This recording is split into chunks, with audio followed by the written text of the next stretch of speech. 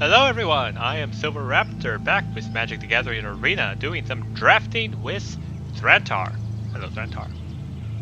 Hello, Silverraptor. Thanks for having me back here.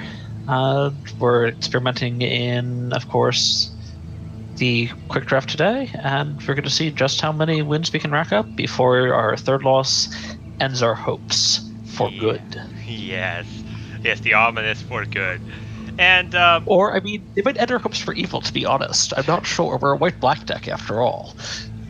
True, it's kind of weird. I always saw like white as the symbol of hope, peace, and happiness, and black as sort of death and kind of evil, and it's just kind of weird. But what do you get when you put them together? Gray?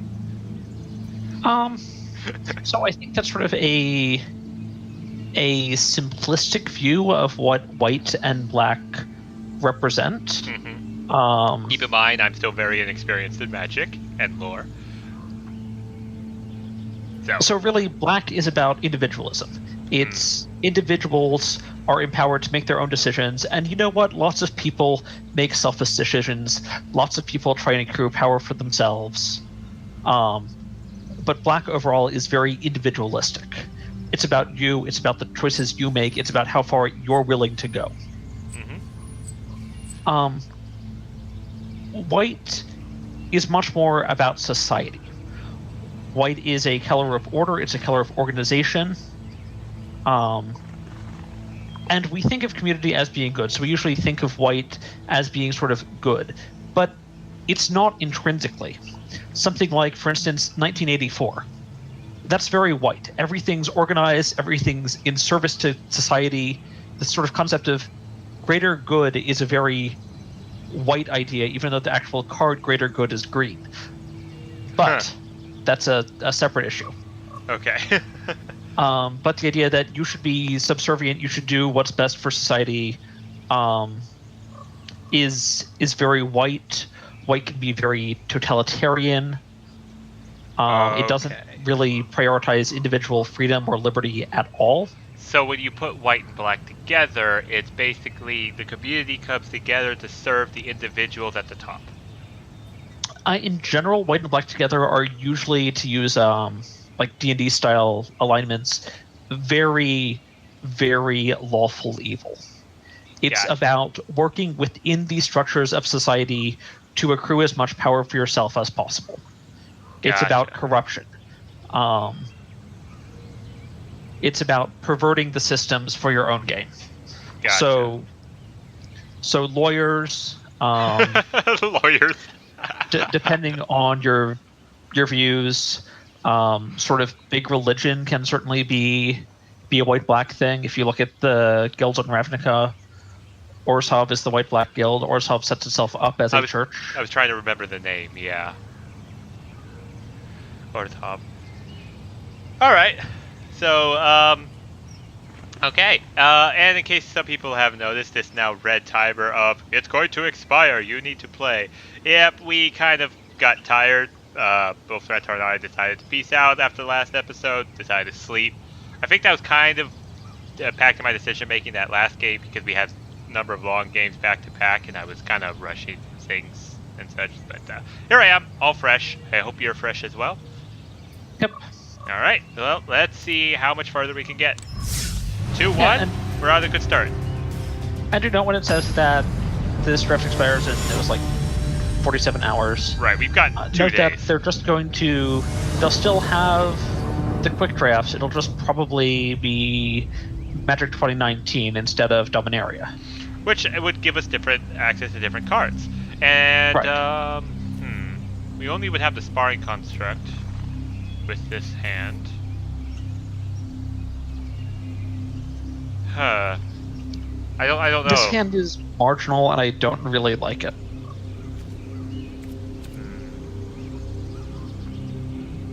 Yeah, let's try a mulligan.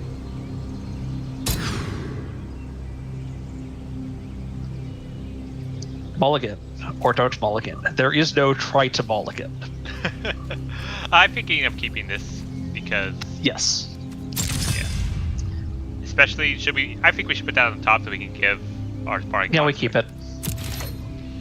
Okay, and I'll put the planes down, put down the sparring construct. There we are. And then next turn our sparring construct can get a sword, so it's actually better at sparring. And he's got a correcting compass of his mana. And the planes, let's put the short sword down.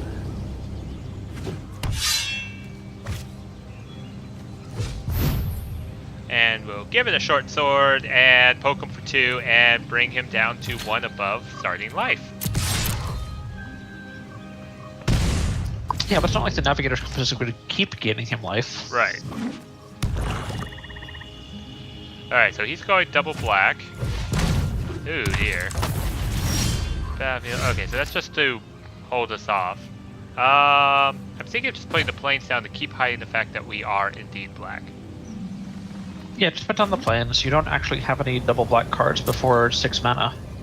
You only have 1 double black card anyways. Alright, so no attackers, because it'll be no point, he'll block it. And then, unless we draw something really good, we put the Call the Cavalry down next turn. Yeah, you're probably going to call the Cavalry. I will comment that there was a theory that you could have attacked because he would have blocked and then you'd be tapped out, so he might attack, which might let you attack, depending on whether or not he had anything. But it's sort of a very, Yeah. And, I mean, we could put down another short sword, but... I think you just call the Cavalry. Yeah. I was leaning towards that. Alright, and no attack for now. I'm thinking if we put down the short sword, give it again to the sparring construct, and then we can attack and just get through whatever line he has.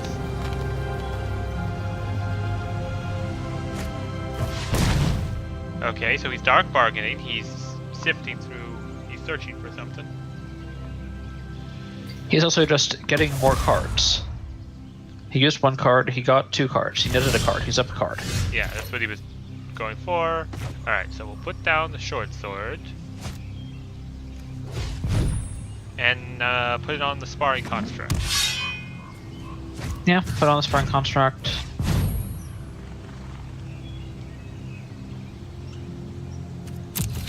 And I think just attacking with the sparring construct. Because if he dies, we'll put a +1 on one of our knights, and then we can give him the double short sword.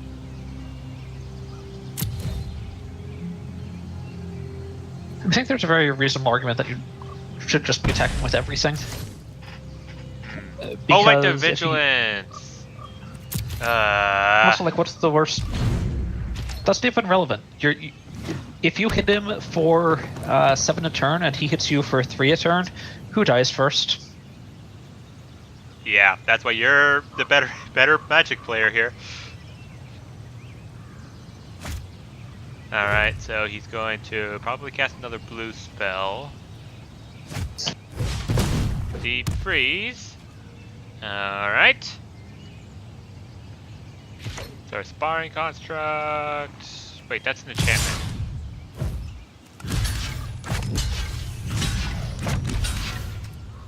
This would be a correct decision. Depends. I mean, honestly, I wouldn't block. You can take 3 damage. Alright. Whereas And if we he do has have a a wall giant now. growth, We have a wall now Right. as well. Yep. Ooh. I'm tempted. well, start by attacking before you commit your mana. Alright, or should I just put the short swords on the knights? Oh no, wait, this would... I mean, if you want to play the Chainer's Torment after combat, you don't have mana to move your swords. Okay.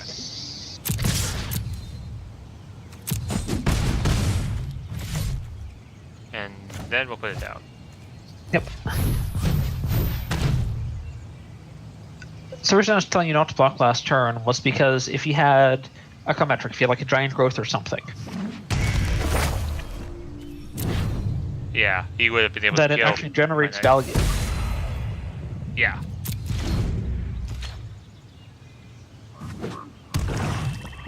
And you were still at 20. You had lots of life to work with. Yeah. Ooh, a kick stronghold confessor. 3/3. Interesting. Alright. And we could eviscerate him if we so want, but I think it's just putting down an extra swamp. I think put down a swamp. And hold on to this for now. He's probably going to attack, and we can probably let the Stronghold Confessor through, is what I'm thinking. Because next turn we get our big Nightmare Horror creature.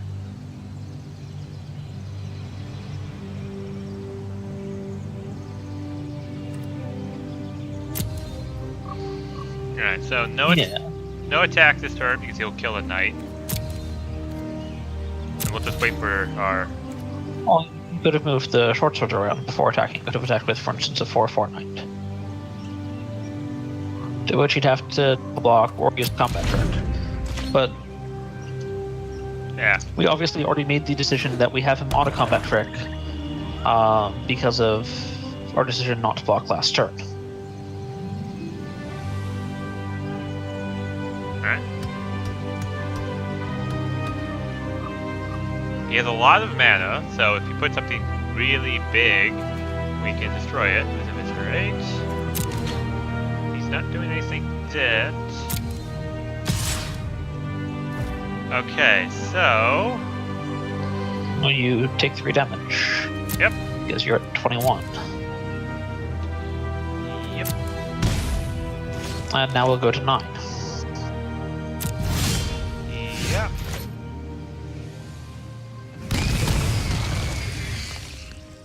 And it's got Summoning Sickness, so if I put down the planes and move the short swords over to...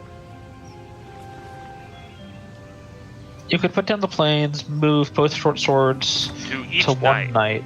Or one knight? I think you move both. Because that way I can attack with both knights, and if he blocks with both, I can kill both things. Yeah, if he double blocks, you still can trade out for your...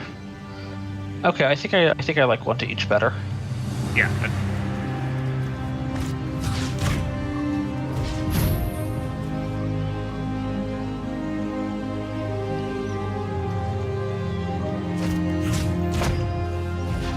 Alright, so we'll put them there. And we'll attack with both these guys.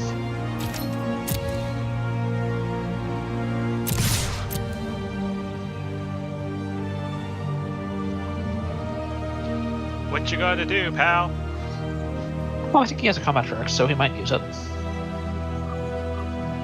We'll have to wait and see. Just in case he manages to take out both knights, I'll put the short swords on like either Sparring Construct or Nightmare Horror, and there it goes. Gift of Growth, untapped target creature, gets +2/+2, unless it was kicked. It's not kicked. Well, that's because like there's no difference between a 3/5 and a 5/7 in this case. Yeah. He could have kicked it if kicking would have done anything, but it's not. Alright, so we will lose a knight. Yep. And I'm seeking to put the other short sword back on this knight right now. Yeah, I think just put it back on the knight.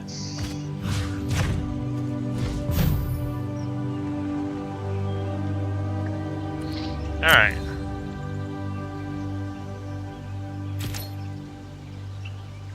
So what is he gonna do now? He'll have to worry about the Nightmare Horror.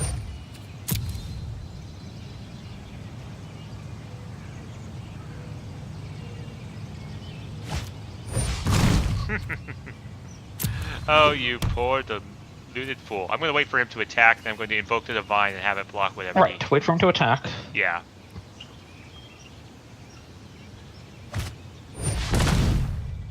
And we can eviscerate that as well.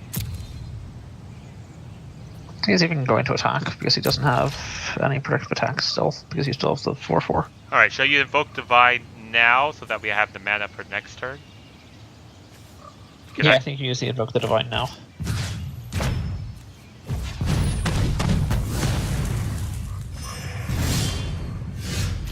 And we've got Soul Savage, but no creatures. Okay, should I eviscerate this and just swing in?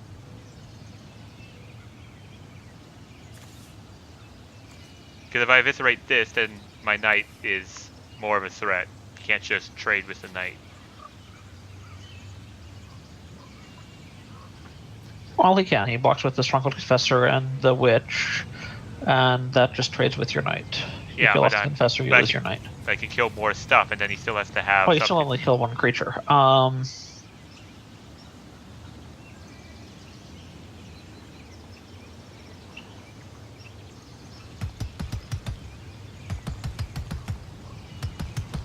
Yeah, you can eviscerate the Gorge with an attack. I think just attacking is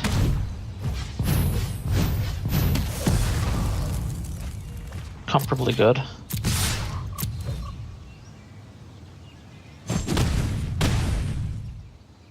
There we go. You know, he really should have blocked.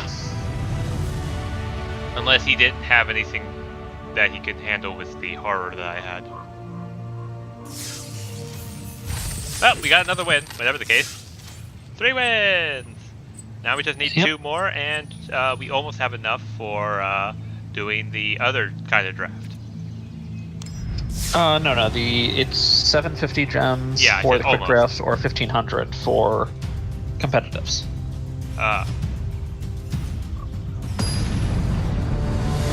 Well, since I have a bunch of gold and we're using it to grind up the gems, maybe we should save it for the competitive. Right, I mean... We'll see. I probably suggest doing one competitive draft just for the experience with the sideboarding. Like, I don't think I haven't seen you do anything with sideboarding at all. That's a keepable hand. Yeah. So I'm thinking Swamp, Sparring Construct, another Swamp, and we'll see where we go from there. I know exactly what we're going to do. Same play as last time, just with black mana.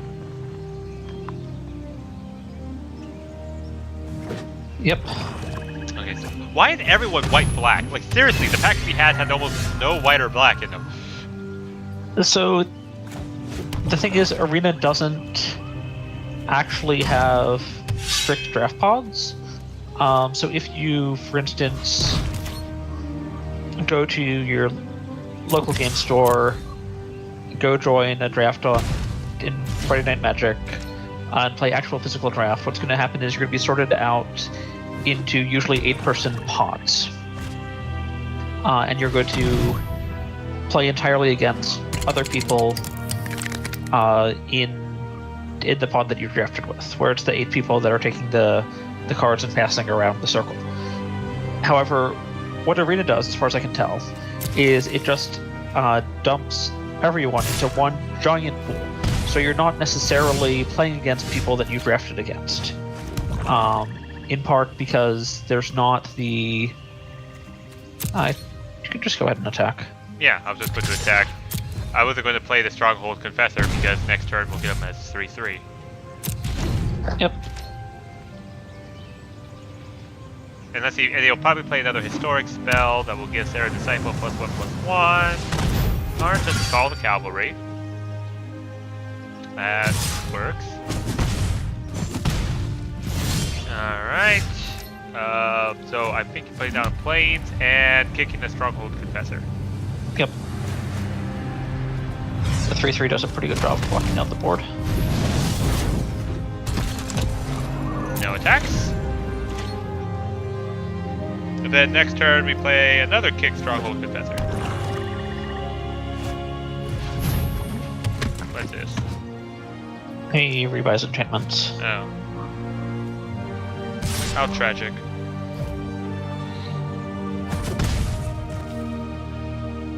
That tickled. And we can seal away something, but we don't need to.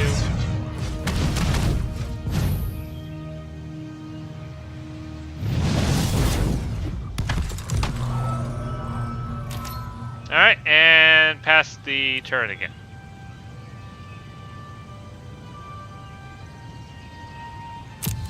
I take it by your silence, you agree. Yeah.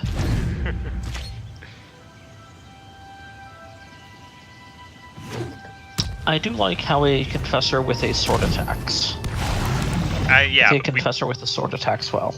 But I don't have, I now have an extra land. So, short sword goes on him. So I'll put this one swamp there. And then for the I don't know. Attack? Then attack.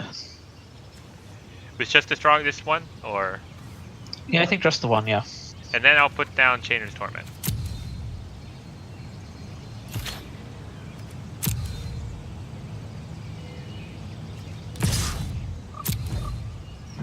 Alright, so he'll get a Saproling. He'll probably block with this so he can get a Saproling. Or probably just the 2 Knights. Depends on what he has in the way of combat tricks. You could have Gideon's Reproach, you could have Adamant Will. If he's blocking with that, he'll probably block with Tragic Poet. Oh, it's Skittering Surveyor. Oh, no, there's no reason to block with the Tragic Poet.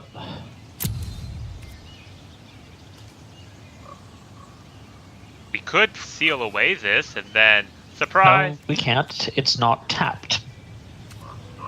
It would just seal away my own Stronghold Confessor. The only thing to seal away right now is a Stronghold Confessor.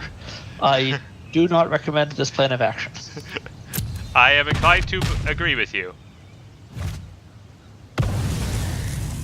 Now, we could do Chainer's Torment, or do we put the short sword back on this Stronghold Confessor? I think we just go for a Chainer's Torment. There's nothing that you need to end combat first. Right. Second phase. There's nothing that a 4/4 Confessor blocks for us that a 3/3 Confessor doesn't currently. Gotcha. I'm kind of liking this Chainer's Torment. Yeah, the things... Yeah, it's okay. It's just the halving of life is what has you pause.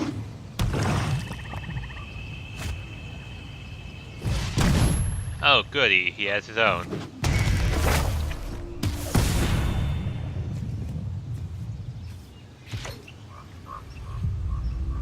Alright, well, we're now in a perpetual stalemate with these 2 torments.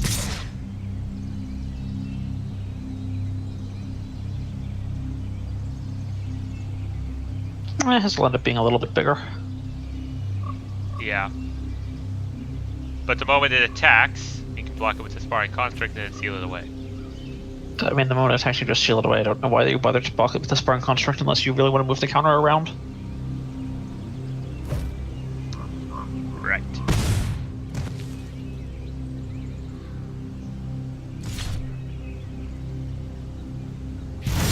Alright, there is our extra planes. Exactly what we needed. Evra, Halikan, Kion, Witness.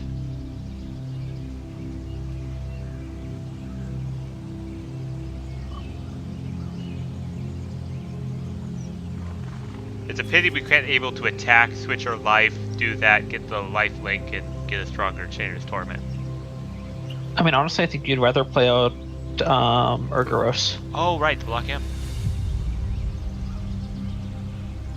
Not so much to block as to attack with. Well, initially block because of Summoning Sickness, and then start attacking. So the problem with blocking is that it means that there are more combat tricks that can kill it. Okay.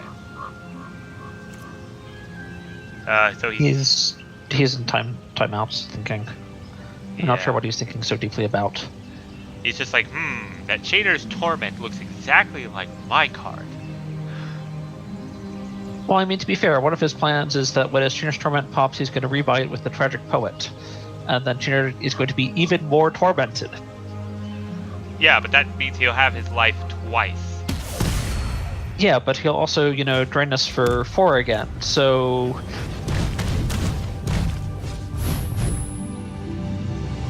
Yeah. Well, he used up his last time out. No attacks this turn? Or... Let's see. You could trade off with a sapling and a knight. That would be 2 creatures for 1. Well, kind of. He used half of 2 different cards to generate those 2 creatures, and you used 1 card to generate your 1 creature. So it's actually just remarkably even from a card efficiency standpoint. Alright. Still doesn't answer my question. I don't think so. I don't think you attack. Okay.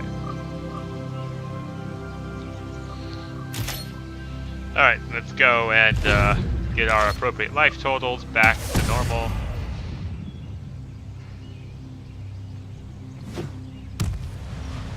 Do we summon Evra next turn? Depends on what he does. Keep the planes. Well, I mean...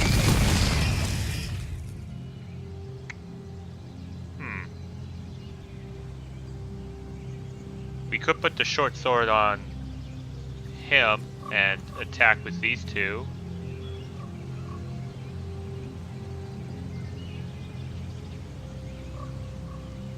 Okay, with his colors, there aren't actually that many combat tricks for +3/+3. I think put the short sword in Urgaros, attack with Urgaros. Should I put the planes down in the second phase for Evra if nothing happens? Yes. Alright. Only attack with Urgaros. Yeah.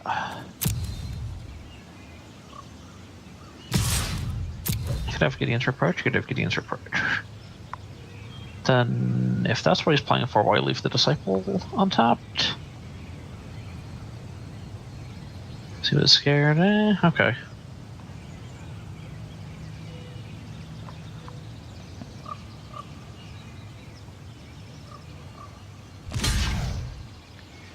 Interesting. Oh, unless he's trying to save his life for his nightmare. He's trying to preserve life total. He's also trying to preserve the card in his hand because he doesn't want to discard it at random. I see. I think play the planes, play Evra. Like, as it turns out, having cards is good, and he doesn't want to lose the card in his hand. Yeah. That or the card in his hand is a land. Oh, we'll find out next turn. If it's a land, he doesn't care about holding it. It's got to be not a land. Mm-hmm. So I'm thinking, we don't attack this turn, we wait for him to attack, we block with the Sparring Construct, use Seal Away, put probably the +1/+1 on Evra or something. Yep, he's doing Change Torment.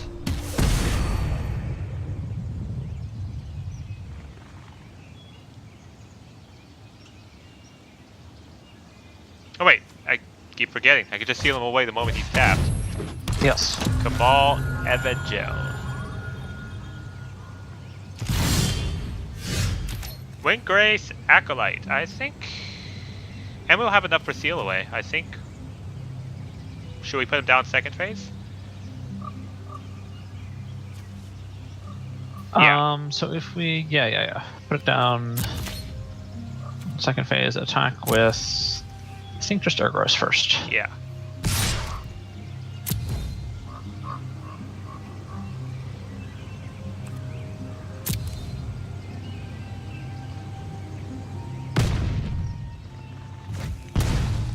Well, he has to discard that card that he tried to defend against. That's why he was trying to stop that ability from activating. Alright, end combat, Wind Grace, Acolyte.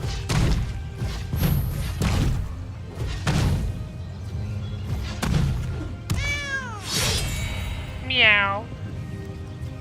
Alright. That's fine. The important thing there was actually getting the 3 life. Yeah. The other bits didn't really matter.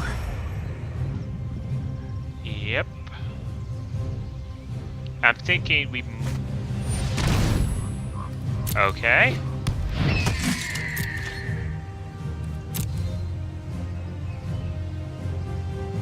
What is he gonna do? He's gonna block Urgaros this turn. What creatures could... We could just use this to get their 2 creatures back. Okay, so if we use it, we'd have 4 mana open. We want to keep 2 mana open for sail away, so we could play an unkicked Stronghold Confessor this turn, or we could not be playing any of the creatures that we got until next turn. Right. I mean, we can make the decision second phase. If we can attack it with these 2, he'll probably block this. It's an even trade. Urgaros would probably get through. And then he'll have a 1/1 Nightmare Horror.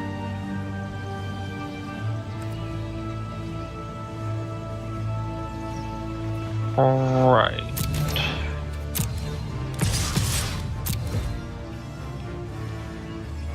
So he has to block one of them, otherwise he has mortality problems.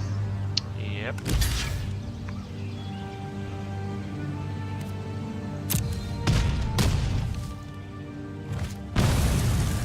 And we get to draw a card.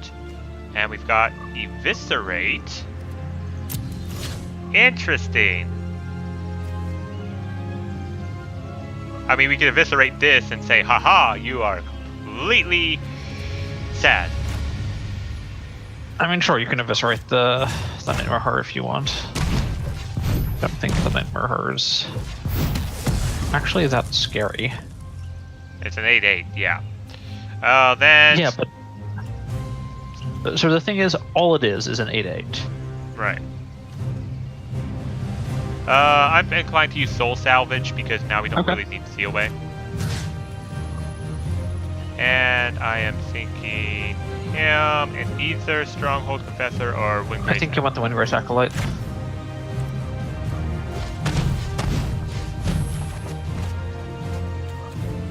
And end turn.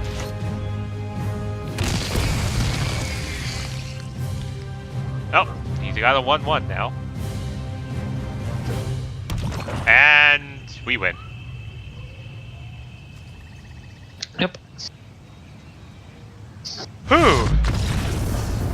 We're on a roll. So the thing about Traitor's Torment is a card that looks good when it's good, but it just looks so phenomenally bad when it's useless. Right. Like, you really need to build the deck of gaining life around it, so that it's... it's not even that you want to build a deck of gaining life around it, because you don't want to invest that much into setting it up.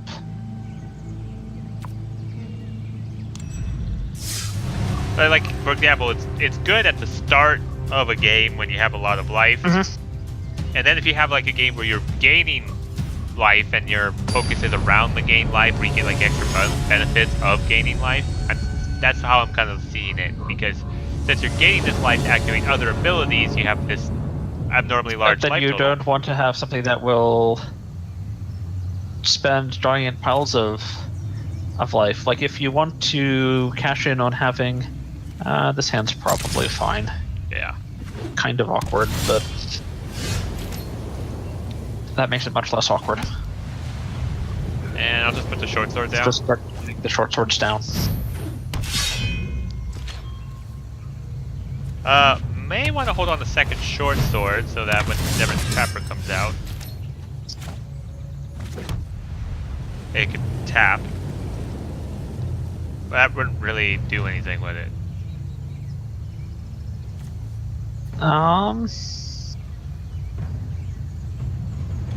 I think you just got the short sword down. Okay.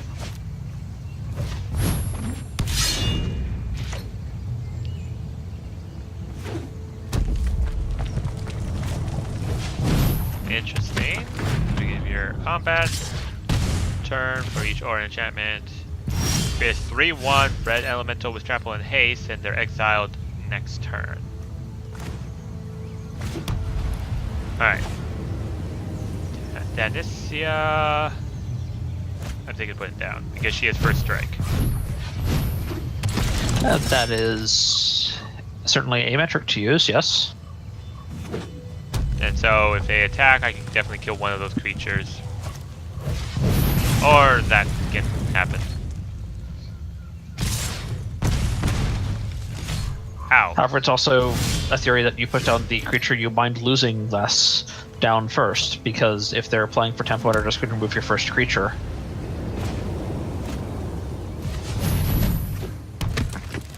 You want the more expendable one down. Yeah.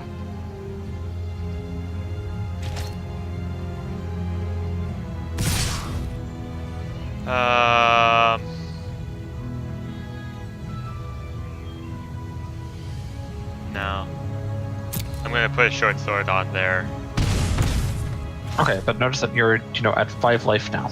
Yeah.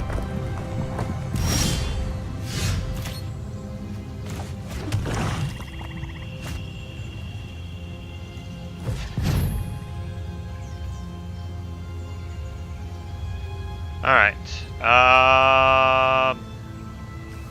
Yes, you're putting the Trainer's Torment down. And why not? It does not matter in the slightest. Yeah. It doesn't prevent them from untapping, so they will untap in a perfectly ordinary fashion, Right. and then it's you.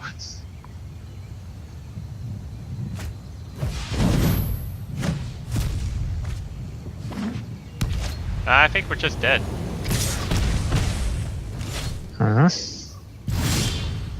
No. I mean, probably, but we're not strictly dead here.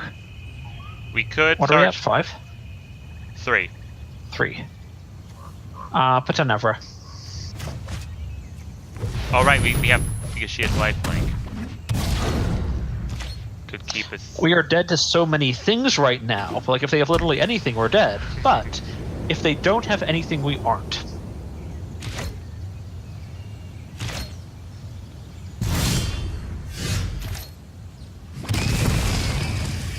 Alright, so we've got a 2-2. Give Evra 2 short swords.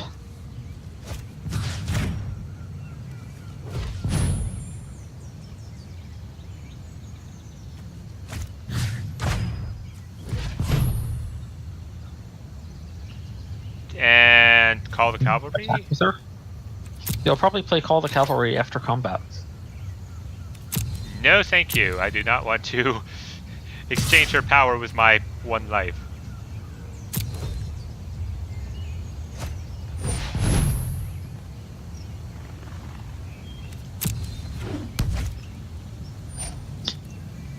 Before you resolve, do you want to exchange her power with your life, or do you want to play Call the Cavalry this turn? I think exchange power with her with life. Okay. Because if he has any reach damage spell, then you could have ended us instantly. And we still have our Nightmare Horror that can block one of these. Alright, so our plan is to trade off our Nightmare Horror. It's probably this. Yes, you definitely kill Dalek. He has another one. Yeah, if you draft 1, you tend to draft more than 1 because... We could get Sergeant at Arms, which would give us more creatures to block with, or call the cavalry. I think you actually call the cavalry.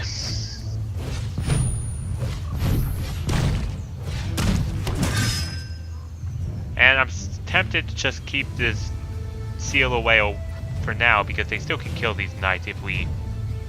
Yeah, you want to hold up the seal away because you want to catch Veldic with it. Like, you'd much rather get rid of Veldic than Vanilla Honor Guard. Right.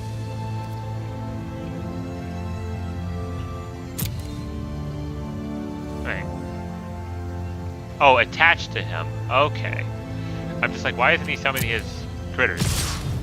Seal away Valdic? Valdic.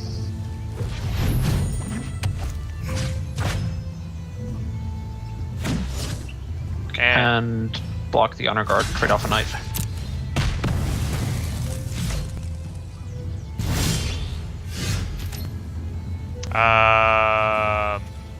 Sergeant at Arms or Divest first? I think getting board presence is more important than the divest, but I'm not sure. Well, I'm just thinking if we divest, see what he has, we can put the 2 short swords and attack with the knight, and then we can get more presence on the field. And then we can play Sergeant at Arms next turn? Yeah. Okay.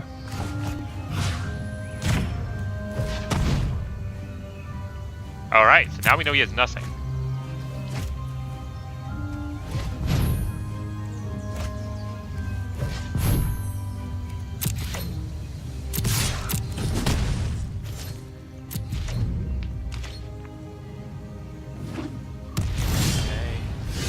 Still doesn't seem to have anything.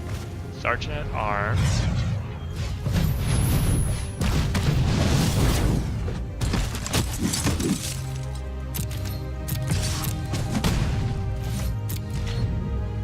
Alright, let's see if he had finally got something. Sarah's Disciple. I don't... Urgaros. Definitely. Yep. And attack with everything? Attack with everything. Yeah, it might kill a soldier. Might kill a soldier, and then I think you actually play the swamp and move a short sword over to Urgaros.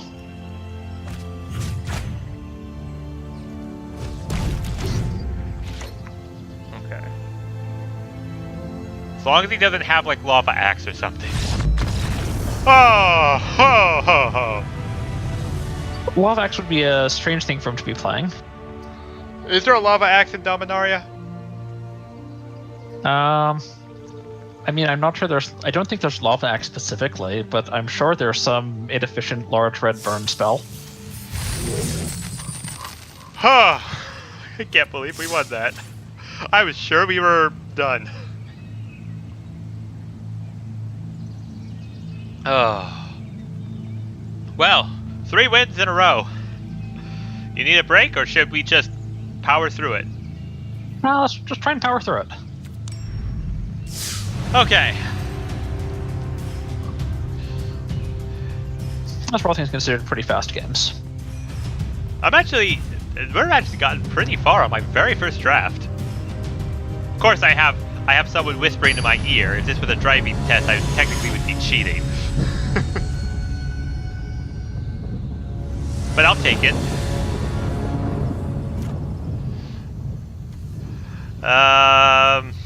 This is good. We've got short swords and Sarah's Disciple. Yeah. Yeah. It's definitely not great.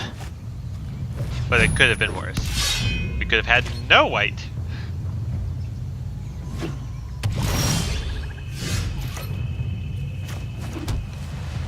I'll put down Sarah's Disciple, and the next turn we can put both short swords on them, and we get a +1/+1 for putting the short sword down.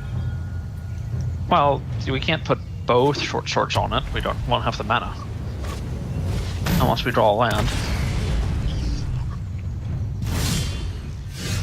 Which we don't. Okay. Play 1 short sword, equip 1 short sword. Yep. Unswing. Habuki.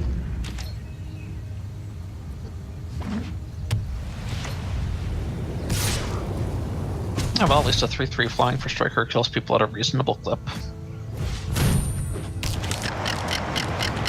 Well, it can't block. Oh dear. I mean, we had a great 5-card hand and 2 black cards. Yeah. We just need any land, really. Hopefully a plains, but any land. No, hopefully a swamp. I mean, that's what I meant. I'd really rather have a swamp. Okay, the words formed in my mind, and I said the wrong thing. It happens.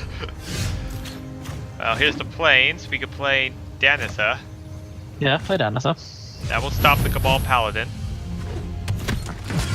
Yeah. And get their Disciple a bit stronger this turn.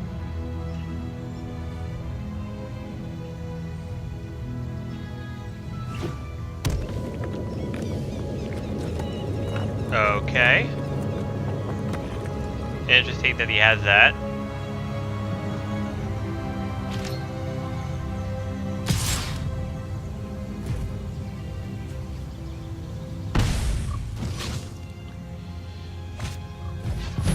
Oh, tragic.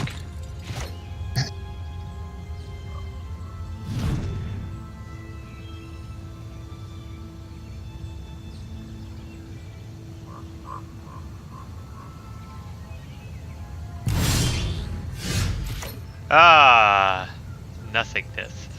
Alright, just keep attacking with Sarah Disciple.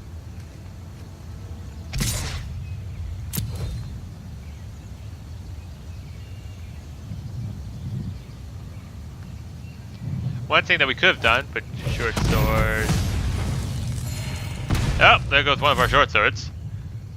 And then move the short sword over post combat.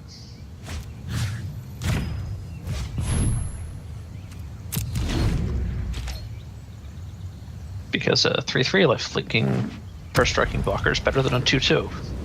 Yep. Should we save our Sarah Disciple to kill this glider? Oh crap, protection from white. Swamp! Okay. Clearly we play the swamp.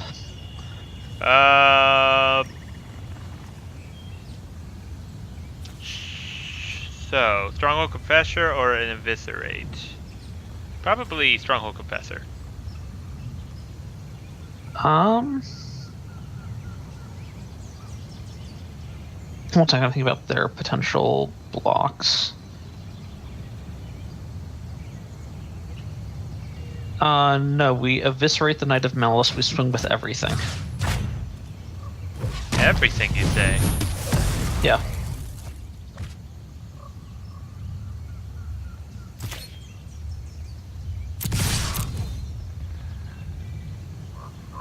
We're gonna probably lose both of our critters. Well, no, we won't lose Sarah Disciple, but... No, well, in the first place, the Aether Guider can't block.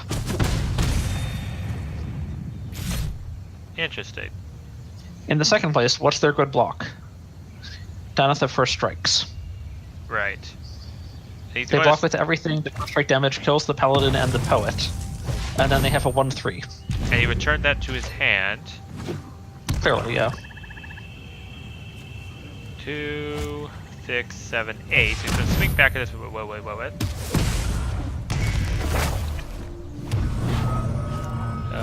Okay. Okay. Alright. And they're like, oh wait, he's got a blocker.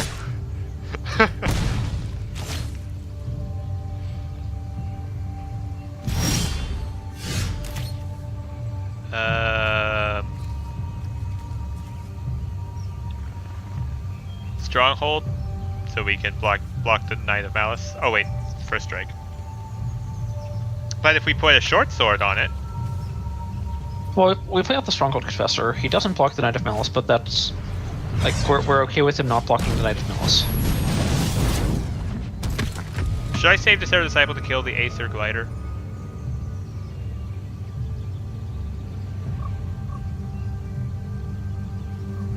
I have no clue. Because we hit him for 1, he hits us for 2, and then he's going to get a 6/6 black demon creature with flying and trample. Right.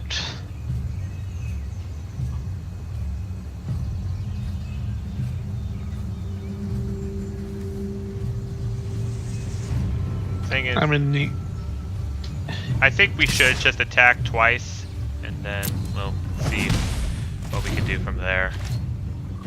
I generally subscribe to the philosophy that we need to actually kill our opponent. Right. I mean, we just didn't really draw lands. That's our biggest folly this game. I mean, mana is a thing that happens, yes.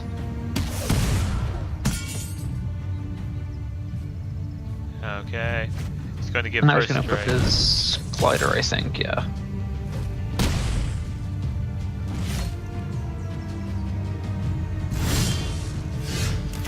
I think this is game.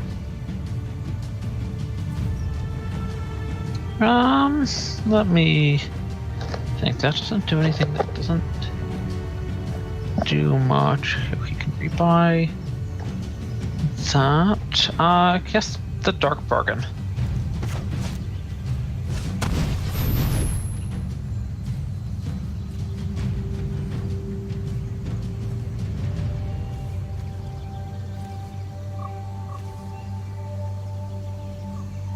Probably call the cavalry.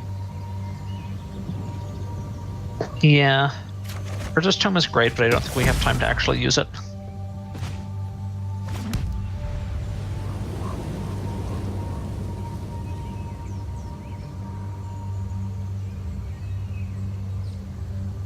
And you should move the short sword to the Stronghold Confessor, I think. Yeah. No attacks because No attackers. yeah, we need to be able to block that. Nope. Here comes 6/6 demon. He's going to, of course, start sacrificing those clerics. Right, right. Yep.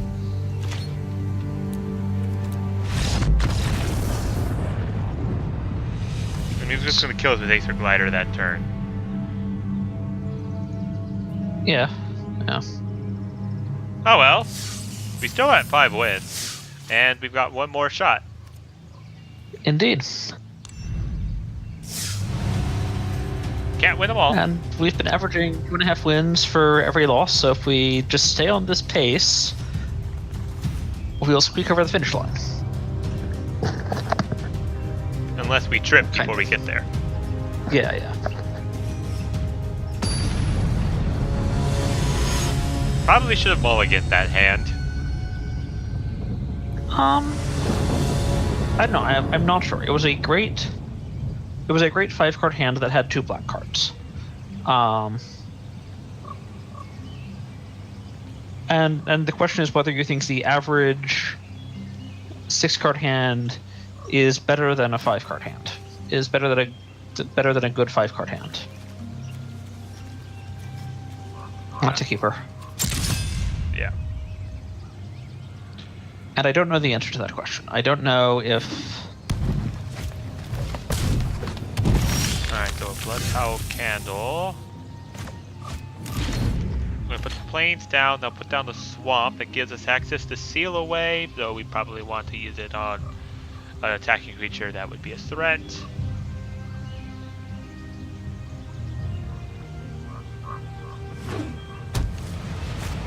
Or a utility creature that he tapped to use some tap ability. Sarah's Disciple. Is that worth Is... No, it is not worth sealing Sarah's Disciple away. Oh, he's a 3-color deck.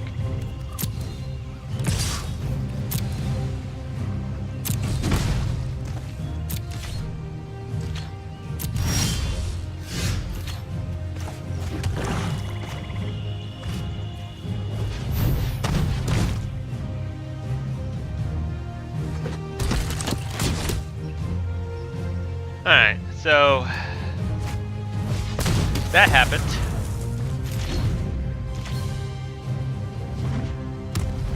Okay, he only has 3 cards. Because, I mean, Sarah's Disciple is fine, but it just doesn't kill people that fast. Gotcha. It's so I'm glacially thinking slow at killing people. of kicking Stronghold or I remember what you said, put the less valuable out first. If you think he has more removal. Well, he might. He does have the Blood Towel Candle, but he doesn't have enough mana to use that, but let's see what he uses here. Okay. Running out the Trapper also lets us just potentially next turn play Chainer's Torment, tap his blocker, and attack him for 3. Well, even if we attack, he's not going to block with Sarah's Disciple. Well, he might if he has a combat trick. Alright. Windgrace Acolyte would also stop Thera's Disciple. I would not block Sarah's Disciple with Windgrace Acolyte. Playing Windgrace Acolyte is good, don't get me wrong. Well, it's just his presence would hopefully stop him from attacking. If he attacks, we know he has some kind of combat trick. Or he's bluffing, but like if he's bluffing, we just attack him back for 3. Yeah, that's what I'm thinking. And if we hit him for 3 every turn and he hits us for 1 every turn, I know which side of this exchange I want to be on. Yeah. Attack with Definite Trapper. He'll take 3 unless he blocks with his Druid, which I doubt because he probably wants that green mana. Yes, he does.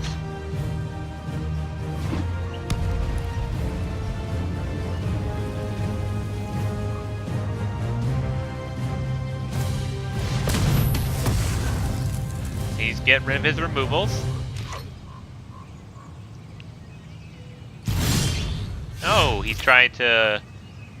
He didn't attack with Thera's Disciple. That was weird.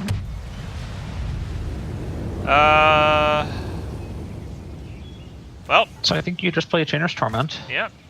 You tap down Thera's Disciple.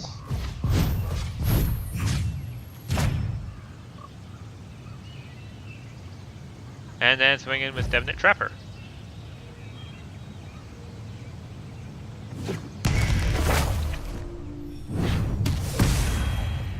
Then yeah, I think you swing with Definite Trapper. I think what might end up happening is that you lose your Definite Trapper to a Wild Growth. Giant Growth? No, not Might of Krosa? He has only 1 Plains. Yeah, but he can tap the Druid for mana. Oh. Adamant Will. Yeah, okay, could have been Adamant Will. I could seal away the Druid. You could seal away the Druid, which is kind of hilarious.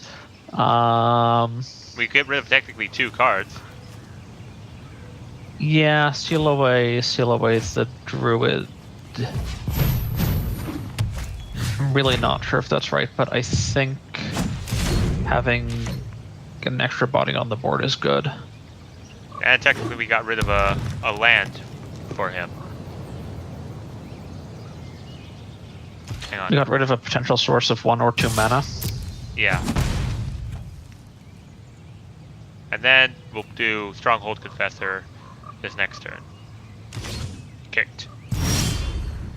Let's see, 1, 2, 3, 4, 5, 6. So he can't use the Blood Tallow Candle.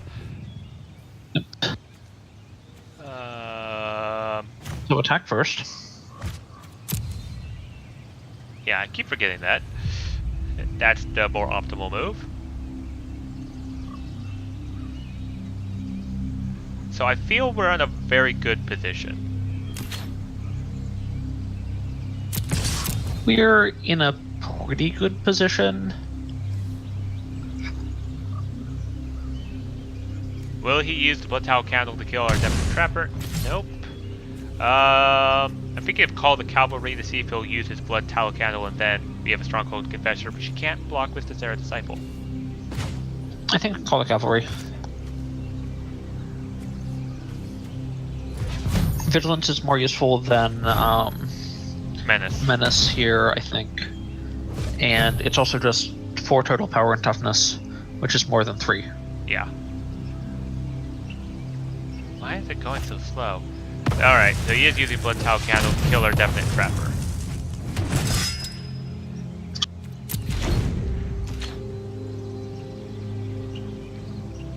Which means that our Definite Trapper got the ability in Double Strike. But we get our Nightmare now out. Strong... I think you just eviscerate, what's his name? Yeah, Double Strike is pretty scary. I love Double Strike, but I don't like fighting it. It's not just the Double Strike, it's the fact that it gives all of your creatures with First Strike Double Strike, like the Thera's Disciple. Oh. Okay. That's good to know. So either he leaves now or he has a really miraculous draw. He leaves now.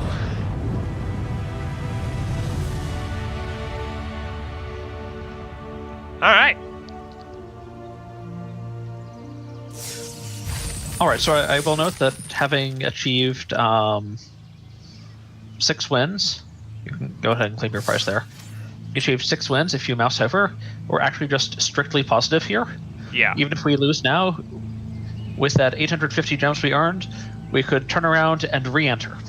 Yep, or just use my gold that I have as well. Yeah, but I'm saying, like, if you don't have a giant pile of gold, if you can average like 5.5 wins, you're actually infinite. You can just draft, and then draft, and then draft, as long as you have the stomach to keep drafting.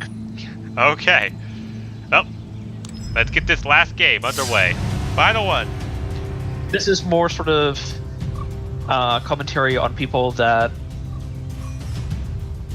just want to play a ton, that are really looking to build their collection. And not just that, because they're getting gold from those quests as they're doing drafts, as you can saw, I was getting gold from that. Because they're also getting gold.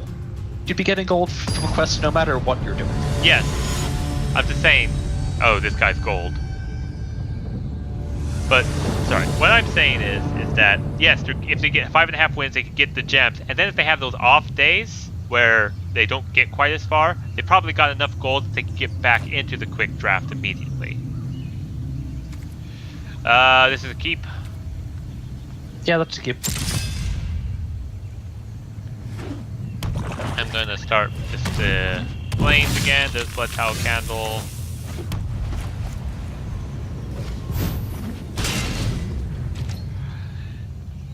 Alright, so I'm just going to keep doing the planes, only reveal unless something tells me otherwise. Planes, and then just pass the turn.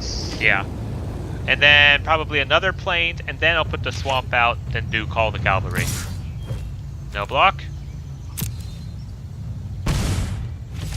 I'll take that damage. Oh, what's this? He might have saplings in this deck.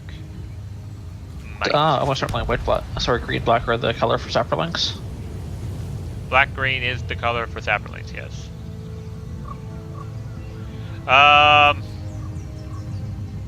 Should I put the Sergeant of Arms down now, even though we won't get the 2/1/1 soldier creatures? I think so. Yeah. We'll be able to block these guys now, hold them off. And then the next turn call the cavalry. And I'm waiting for him to use that blood towel candle before I put Evra down. So I mean, depends. If like we just play lands for the.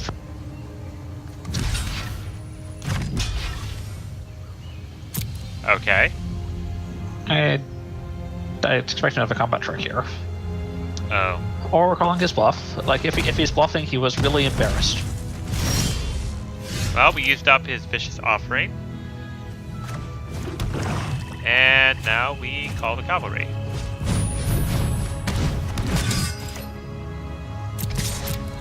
Yep, got the free point in.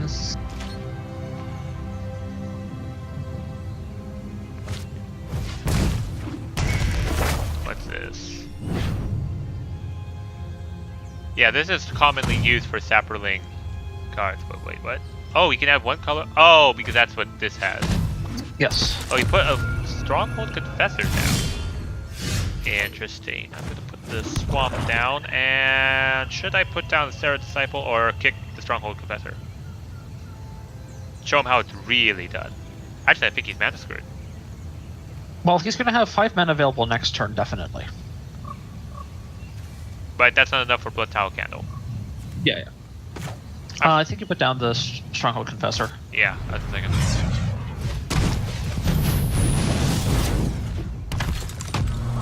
I also think you attack with the Knights. Strong Construct? Just the Knights.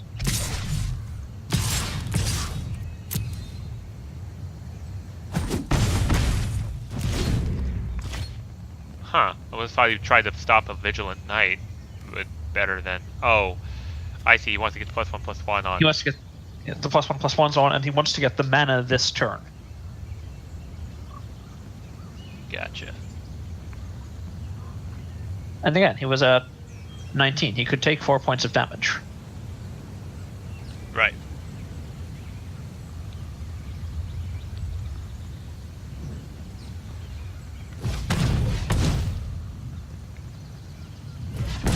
Okay. Sometimes, oftentimes, it's about minimizing how wrong things can go.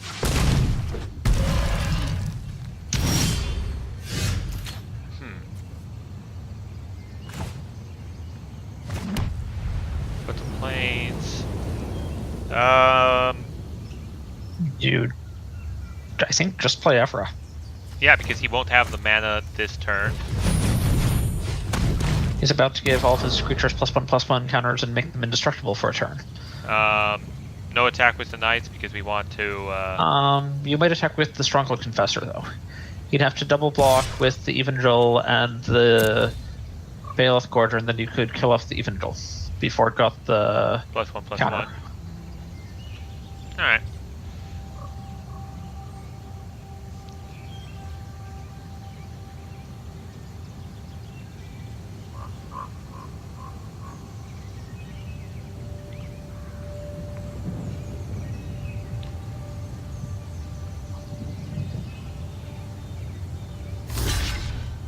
Alright, so we're going to kill the Kamal Evangel.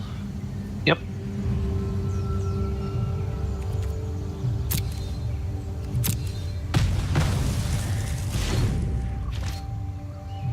Because sort of minimizing the number of creatures get +1/+1 counters Right. was pretty cool. Oh, here. they all get trampled too. Yeah, but that's just for this turn. Like the +1/+1 counters will stick around. I think it's just doing this just so that we can move the +1/+1 counter around, or just take the 5. Put it on Evra. If we block it, we'd be putting on Evra. But the 5th... No, I think we block. I think we actually put it on a Knight. Yeah. Put it on a Knight. Okay. On a Knight. So the thing is, there's no difference between an Evra with 5 toughness and an Evra With 4 toughness? with 4 toughness. On this board. On this board. Okay, so But now that's it's got the sort of mana. always the board you need to evaluate. Urgoros?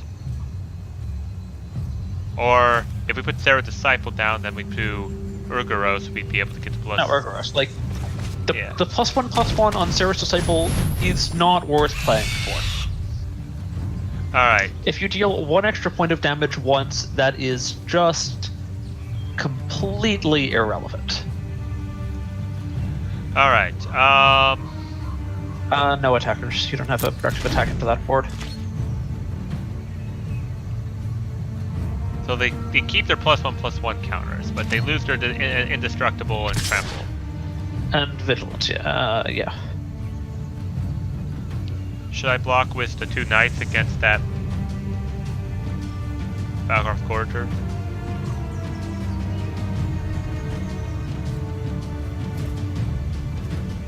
I'm thinking of blocking with the 2 knights. Keep our Evra. Yeah, as long as you're willing to trade the 2 knights for 1 combat trick. Which I think you are. But, like, be aware that's a trade you could be making. Yeah, I am aware.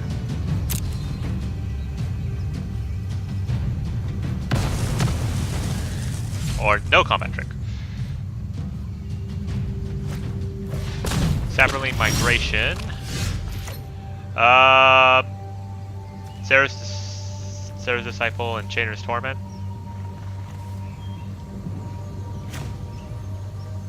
Well, there's also the... So I'd start by attacking with Urgoros. And we also want to think about whether we want to attack with Evra. I don't think we want to attack with Evra. No.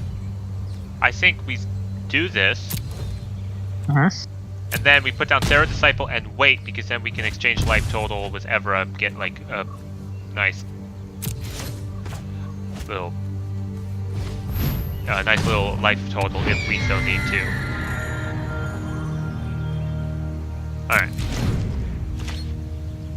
So he discarded Wild Onslaught. Oh, because it's at random. It's at random. Also, he might just choose to discard Wild Onslaught anyways, because it's just very mana intensive. Okay. Dark Bargain, because for mana efficiency. Get 2 cards. Yeah, I think you Dark Bargain. Like, it's either Dark Bargain or Trading Life Totals. And I think you'd rather Dark Bargain. Probably Stronghold Confessor and Definite Trapper. We don't need that swamp.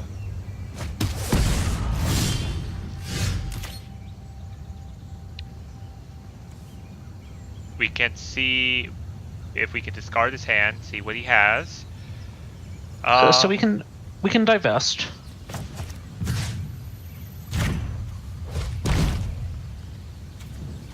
Either we can get his card, and then we can draw the card using Urgaros. Yeah. Alright. I was thinking Chainer's Torment, and then attack with both these guys. Or do we want someone behind to defend?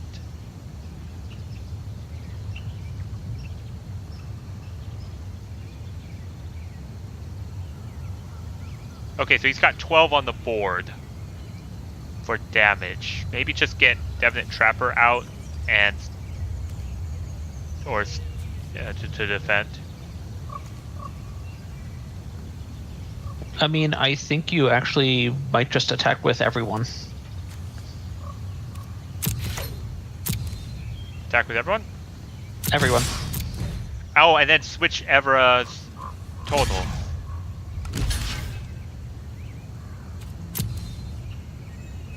Use Evra's ability?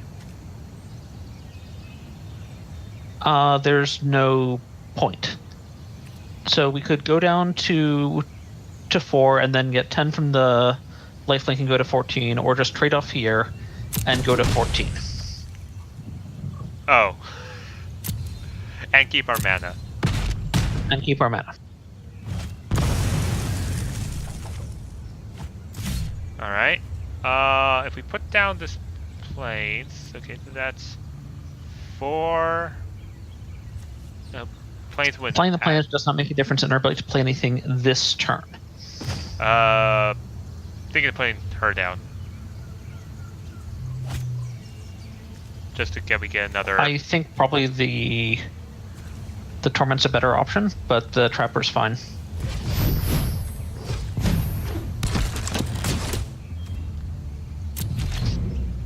I just wanted to have like a defender creature on the field. Mm-hmm. Maybe scare off this Spore Crown Salad from attacking. 7 wins. 7 wins before 3 losses. First draft. Perfect Awesome. round. Well, I mean, not quite perfect. It wasn't the 7-0, but... Whoa, Weaponcraft Enthusiast. I just haven't seen this card, so I'm like, whoa, cool, pretty picture. Haha. When this creature enters the battlefield, you put 2+1/+1 or create 2 1/1 colorless serval artifacts. Interesting. So you either get 2+1/+1 counters or 2 artifact creatures. Yep. And let's claim our prize. 2 Dominaria packs and 950 gems. Ah. Well, that quick draft is done. Let's open some packs. Why don't we see what all of these packs we won have gotten us? Yep. No comment. Oh, we've got the Spore Crown Salad. Well, we might want to think about doing a Saproling deck. I've seen this wizard around. Whenever you cast a wizard sorcery with your control, get +1/+1 until end of turn. What we get? Huh. Another Thran Temporal Gateway. Second Thran Temporal Gateway for when you have that deck that needs all of those Thran Temporal Gateways. When you have like really expensive historic cards that you just want to get out for 4 mana. Right. But I mean, note that you're still paying 8 mana for your first historic card, because you need to pay 4 for the Temporal Gateway, and then 4 to activate the Temporal Gateway for the first time. Right. Unless you do it the next turn. You still spent 8 mana total. Alright, use of Swag Colony. There's the Windgrace. Charge! Okay. Ooh! We've got another of those, the Double Strike guy. Ooh. Verdant Force. At the beginning of each upkeep, create a 1/1 green sapling creature token. It's 8 mana. No, that's just a classic. Verdant Force has been around for a long time. That might be good in the sapling deck, if especially if you have a sapling deck where you get a lot of mana. I might like to try the sapling sometime. All right, so we'll try this core set. This is Magic 2019, as I'm correct. Yes. You might note that it is actually 2018 currently, and it is in fact also not the 19th core set. So why does it say core set 2019? Is a complete and total lie. Oh, they lied to us. Just looking at the different cards, the control can't be blocked by creatures in power 2 or less this turn. Well, that's a 2/2 for 1 black. That's not bad. It's very efficient on rate. Yeah. Transmogrify 1 into the battlefield with 3 charge counters on it. Remove a charge counter and destroy target creature. It creates a 2/4 white ox creature token. Activate this ability anytime you can cast a sorcery. So that's basically just I want to turn one of your troops into an ox for me. Well, it's an ox for them. Oh, it's controller. Yeah, but it's still great. Like, your opponent has a Verdant Force. Huh. Your opponent has an ox. Oh, Meteor Golem's back. Crash through. Use control gain trample. Goblin motivator. Yeah. And there's Lava Axe. Huh. I mean, it can work the other way around too, right? It's like, you're going to seal away one of my creatures. Oh well, I better turn into an ox. Sigiled Sword of Valoron. Equipped creature gets +2/+0, has vigilance, and is knight in addition to other types. Whenever equipped creature attacks, create a 2/2 white knight creature token with vigilance that's attacking. Huh.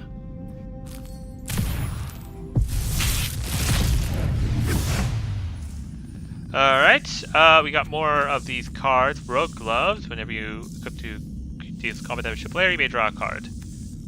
Lich's Caressed. That's a little... Talks about, like, it's fine, still deck fodder, but yeah. I guess that conditional removal is sort of always playable, but... We got the Dragon Queen. Whenever another non-dragon token enters the battlefield under your control, create a 5/5 red dragon creature token with flying. Dragons control get +1/+0. But wait, there's more! Order now, and when you buy one, you'll get one for free! That's even better! Buy one dragon, get a second dragon absolutely free!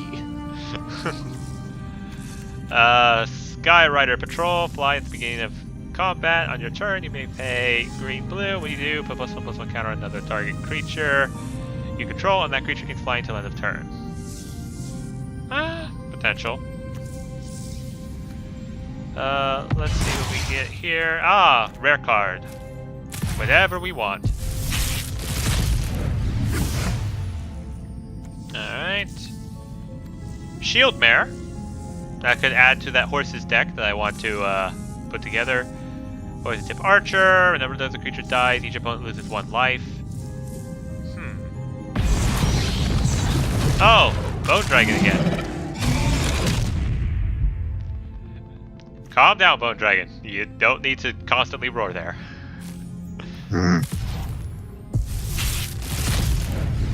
And let's see. We've got a 6/5 for 6. Gargoyle Sentinel. Legendary Tower.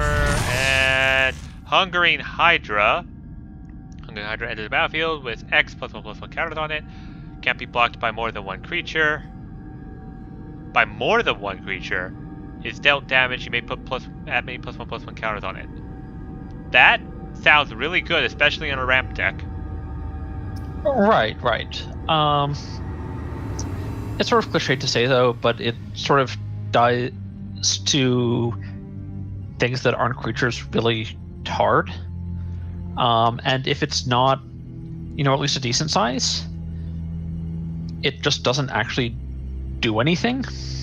Because your opponent in the first place has creatures that can kill it by blocking it. And only one creature. Yeah. But like if they've got Torrential Gearhulk or something, a 5/6, that can just block it. Yeah. And kill it. It doesn't do all that much. And if it's just, like a 3/3 or something, they can just not block it and take 3. And you can take 3 for a really long time before you die. Yeah. I don't know. It still looks good. You have to probably work around it. Alright, well, we got all our packs. We got everything. That was a nice checking out on the quick draft. I'm going to just check the competitive. Yes, we do need 1,500 gems. So I think what we are going to do, we're going to wait for this quick draft to end. See if it's 2019. Someone quote 2019, as you say, the lie. And if it's something different, we'll try another quick draft and see if we can get enough for a competitive draft. What do you say to that? Sounds good. Yeah, I think it'll definitely be M19 for the next draft.